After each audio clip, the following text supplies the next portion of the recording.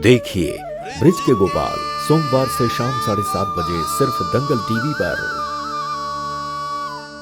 सन्यासी जी, मेरे स्वामी कह रहे थे आप माथे की लकीरें देखकर किसी का भी भविष्य बता सकते हैं। देखिए, भविष्यवाणी तो मैं कर नहीं सकता, परंतु इतना आभास हो रहा है कि आने वाले समय में आपके और आपके परिवार पर कुछ घोर कठिनाई आने वाली है।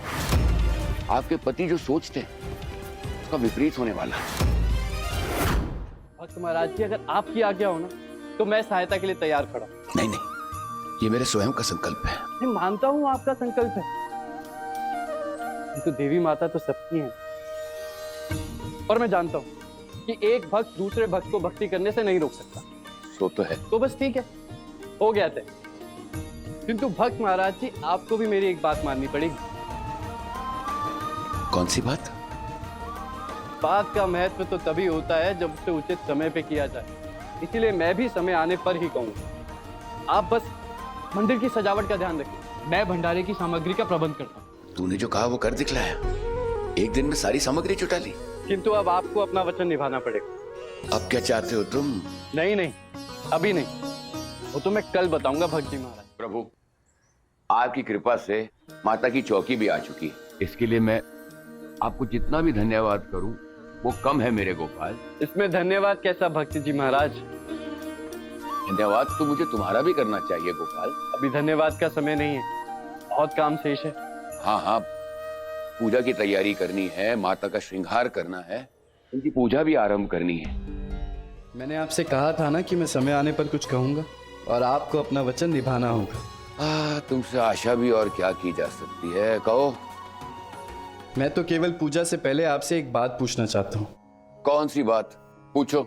माता की पूजा को लेकर सुजान के मन में कई प्रश्न घुमड़ रहे हैं। नवरात्रि के प्रत्येक 9 दिनों में किन किन देवियों को पूजा जाता है और क्यों? नवरात्रि के 9 दिनों में माता के 9 अलग अलग स्वरूपों की पूजा की जाती है। मैं समझाता हूँ, बैठो, आप सभी बैठिए। स्वामी जी, अब और कितनी प्रतीक्षा करें हम? भक्त चैतन्य जी ने भी हमें माता की चौकी करने के लिए बुलाया है। हमें देर हो रही है, वहाँ सब हमारी प्रतीक्षा कर रहे होंगे। कन्याएं आएंगी ना गोपाल? किंतु कैसे? ज्ञानधर के घर से मुक्त होंगी तब तो वहाँ पहुँच सकेंगी ना? लगता है तुमने सच्चे मन से उन्हें आमंत्रित नहीं किया, तभी देवी स्वरूप कन्याएं अभी तक पहुंची नहीं। अब हाथ जोड़ के मेरे साथ प्रार्थना करो और सच्चे मन से उन्हें आमंत्रित करो। हे देवी माँ, कृपा कीजिए, कंजक पूजा के लिए 9 देवियों का रूप धारण कर यहाँ उपस्थित होने की कृपा कीजिए।